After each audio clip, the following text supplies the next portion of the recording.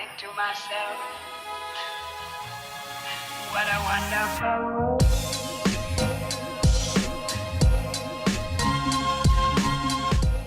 So welcome to my greenhouse. It's polycarbonate greenhouse. It's a Rhino greenhouse, 20 by 8 feet. I've had it for around 3 years now. So when we were setting it up, I gave up smoking, and I decided that the budget from giving up smoking gonna go in my greenhouse. And by the time I quit in January, and by April I've saved 2,000 pounds. And this greenhouse one was 1,700 pounds. And I decided to buy a polycarbonate greenhouse just because it has a UV light protection as well. So, and it kind of, I was very worried about having glass greenhouse if something falls and so forth. So I just kind of decided to go with polycarbonate. So I think after that, when the greenhouse was actually purchased, we realized that I'm not going to have lots of money and a big budget to actually make everything inside, you know, very nice and fancy. So we had to use and check out lots of different things and see what works, what doesn't. So it has been really learning for 3 years. And I could say that this summer, I'm actually happy where it is and how it's set up and how it functions. So when we set it up, first of all, you can see that my floor is covered in slabs. Those slabs, we didn't actually even the ground properly. We didn't have a proper flooring done. What we did, we went around just with the car and checking on Gumtree people that were redoing their patios, and we literally got these slabs because the people were just throwing them out for free. So we loaded our car with loads of slabs like that, and they've been covering the greenhouse. Some of the places you can see that the slabs are not even, and that's because we don't have a proper foundation. It's like, if I would have to build a greenhouse that would stand for 30 years, I probably would put a proper foundation. And when you water, the slabs will naturally dip slightly. But what we did later, like, it doesn't bother me, I don't trip on it. What we did later, we just covered the gaps with lots of little stones. And it seemed to work quite well. Now, in the winter, I keep the greenhouse around 21 degrees Celsius. So it is really a warm growing because I do grow Phalaenopsis species and they just don't appreciate cold temperatures. So the one thing that we did, and it's actually worked extremely well, and I do suggest to do it, is we put a bubble wrapping, but we connected the bubble wrap. So the bubble wrap doesn't really have any gaps. It's all glued together, and it has 2 layers, and it's actually attached by these rubber bands, which actually kind of creates like a pillow effect. And what it does, between the 2 layers of bubble wrap, you have a gap where a warm air is kept, like an isolation. So it's a perfect, like, kind of a bubble of isolation, and it has worked really well. So actually, on having the 2nd layer of bubble wrap, I can say it actually is easier to heat than my conservatory, which is attached to the house. So it's working really, really well. The heater that I use in winter is electric heater. So everything more or less in my greenhouse is used by electricity. This is my heater. It does stay here at night as well. Just because some of the summer nights can be really cold. You can have like 25 lovely degrees during the day, and then the night is like 10 or lower. So this heater is 2-watt heater, and it does heat this greenhouse fine. And like during the winter, it doesn't run all the time, so it has gaps. So it's actually, it's possible to heat a greenhouse like that as long as you have a good insulation with a 2-watt heater. Now, what I attach to a heater is something like that. Before plugging it in, this is just it's not a humidifier, it's thermostat. Thermostat where you can actually select the temperature that you want, you know, the electricity to start flowing to whatever you plugged in, right? So the moment this heater goes to around 20 degrees, or like lowest I've gone is 18, the heater starts, right? And the moment it goes above 21, which is my ideal temperature, it turns off. So that's a really good thing.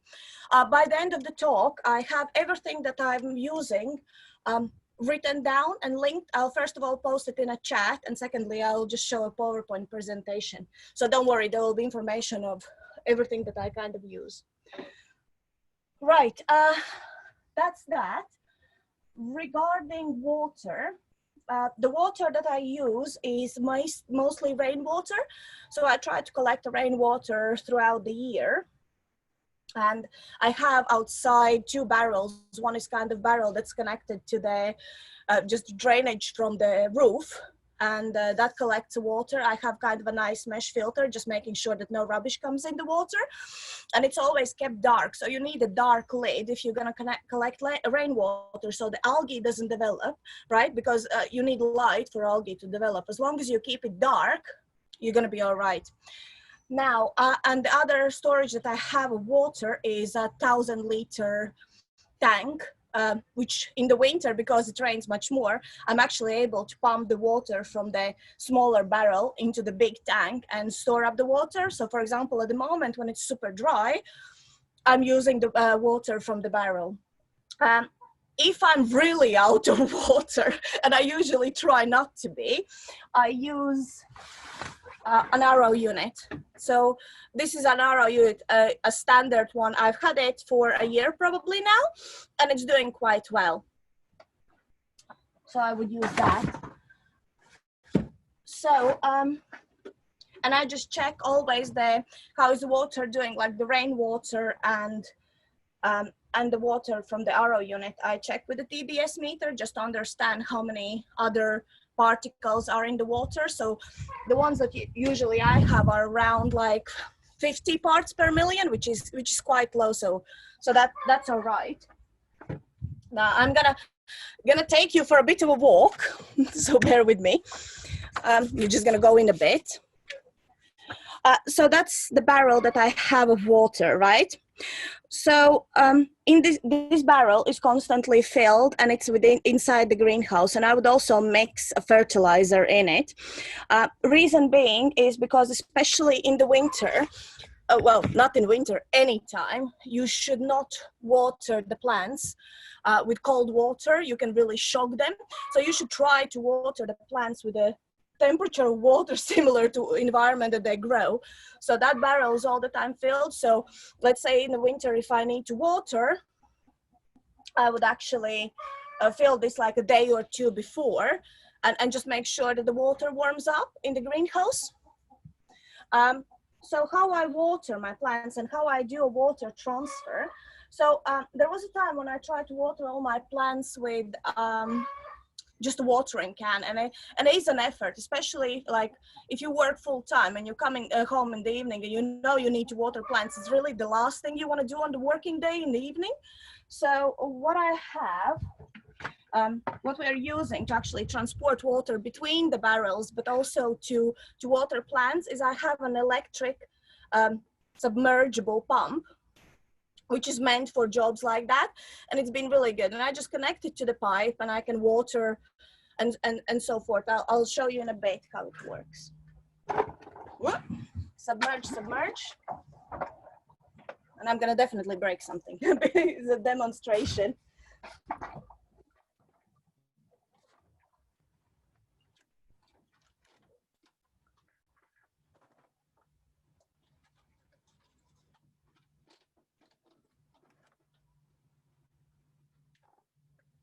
And I just water with a hose. So it's submerged in the barrel, and it should just work. Or not. It's not gonna work now, just because it's a demonstration, so it's not gonna work. But yeah, it's just hose connected to the pump, and it does work nicely, usually. When you don't need to show the world how you do it.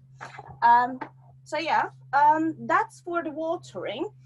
Regarding electricity, everything in my greenhouse is really done using electricity, and you have to be careful, because if you're gonna heat and use humidifier and use a pump from the greenhouse, first of all, you need to make sure whether you know what you're doing or get an electrician to do it. because greenhouse will all the time be a bit humid. There's going to be water on the floor. Water and electricity mix way too well. So you want to use the pump twice, not just once, you know? So definitely make sure that you kind of know what you're doing, that all the stuff is for actually use outdoors, like in the garden, or specifically for the greenhouses. And if you are deciding to heat the greenhouse with electricity, make sure that the electrician actually connects it to the mains and runs a separate line just for your greenhouse. Don't try to just plug it in the house in a socket, because you will just blow your mains. So just make sure you connect it to the source of electricity. Cool. I'm gonna set up a bit of a table so I can take you a bit deeper in the greenhouse, and we can continue.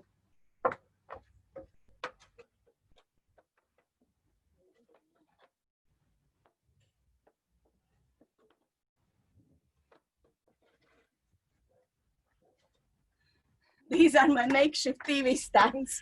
So come with me. So I can show you on the way that here is, I grow kind of the longer plants, which is Tunias, Sobralia, some of the Anguillas. I have some like just big plants. The important thing for my plants is that I never put plants directly on the floor, and it's to do just to make sure that they don't share any viruses, right? So or any bacteria, right? So I usually try to keep them on a boxes. So for example, you can see I have boxes here. So all the plants would actually sit on the boxes.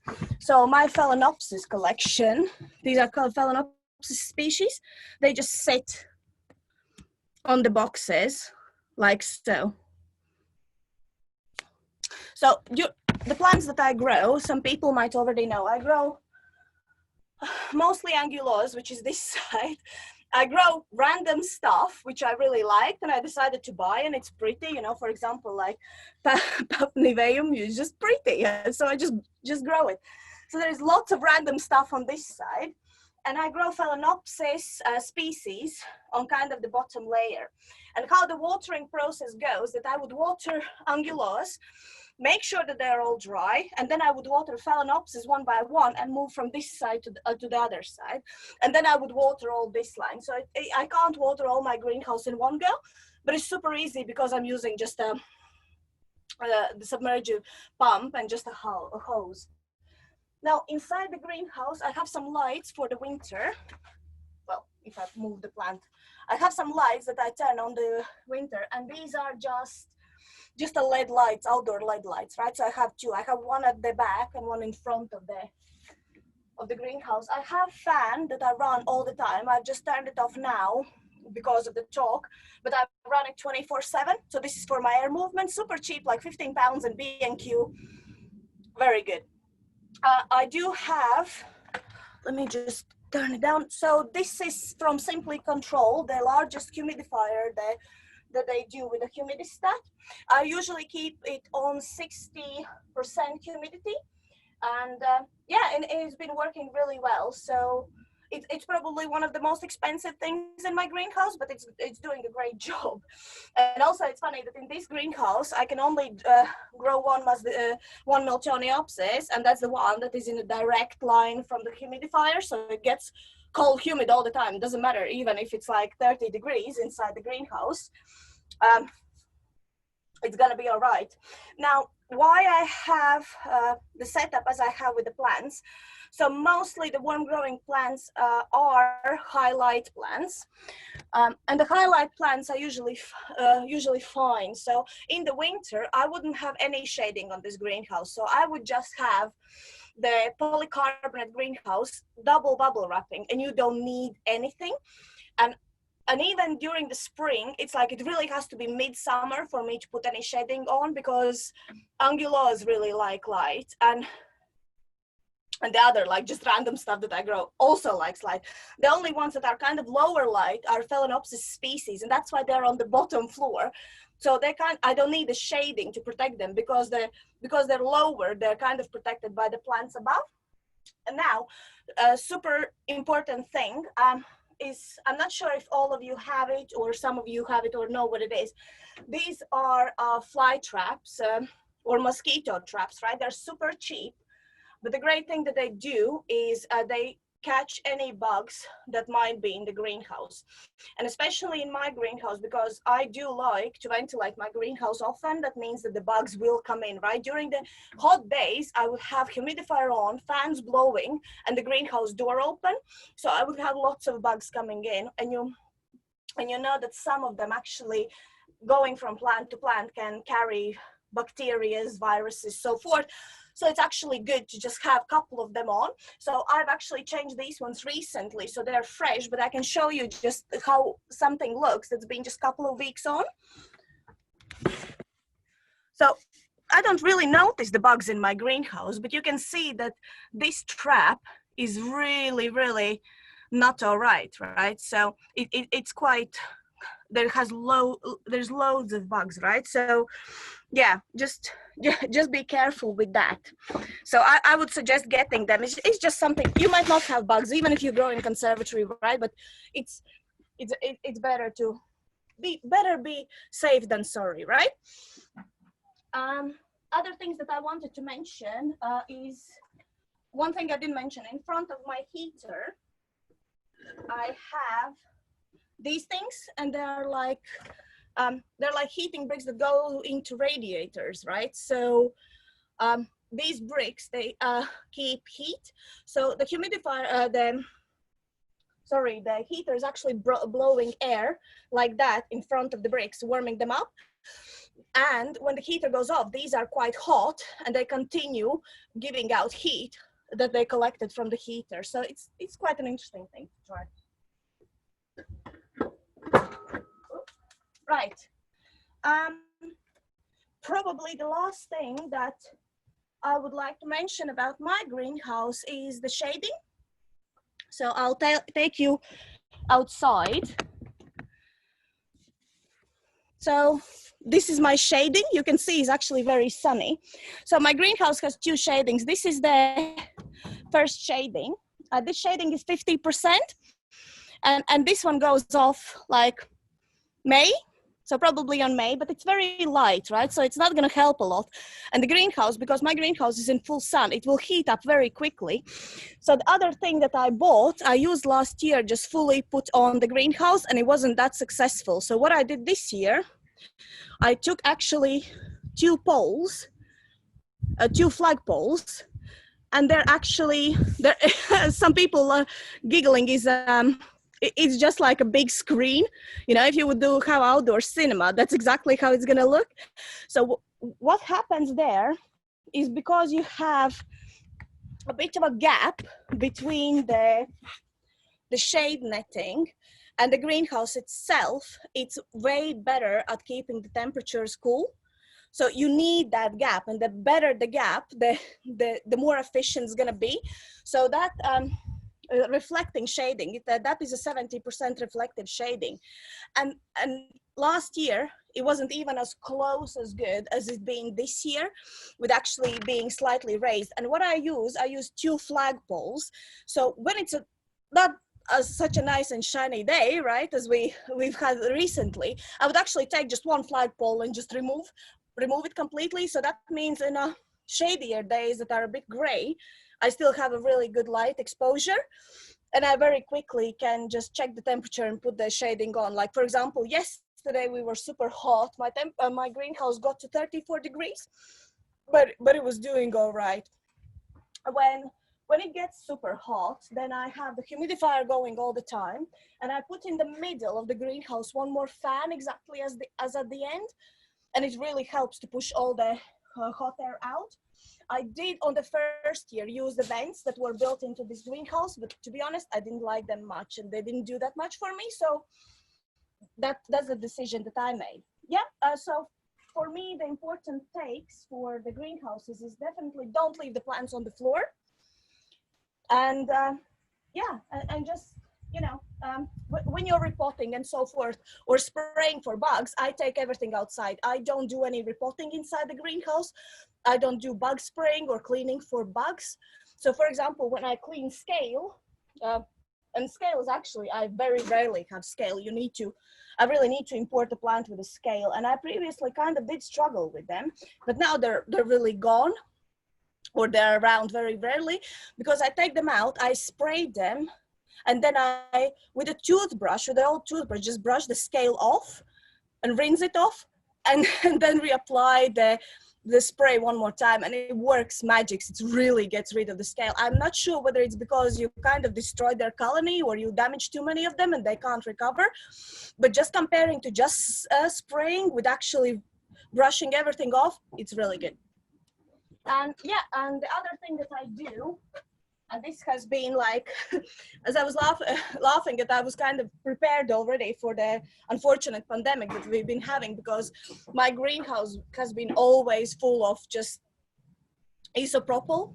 So like very strong, just pure alcohol, and just clean your hands, right? So important thing, spray your hands, spray your scissors. Like one of the best ways is how to transmit anything, right? Like bacterial infections or whatever is cutting flower spike. So every time when I work with a different plant, and it doesn't take time, it's just get used to, right, doing stuff, it's just spray it every time, and then you chop whatever you need to cut on that plant, and just go with it, right? So that's the way I do it, and I do the same with my hands. They don't dry that much, you know. You can definitely deal with like 5-6 plants in a go. Just spray like the material you're going to be using, because it can really get painful. But yeah, that is my setup.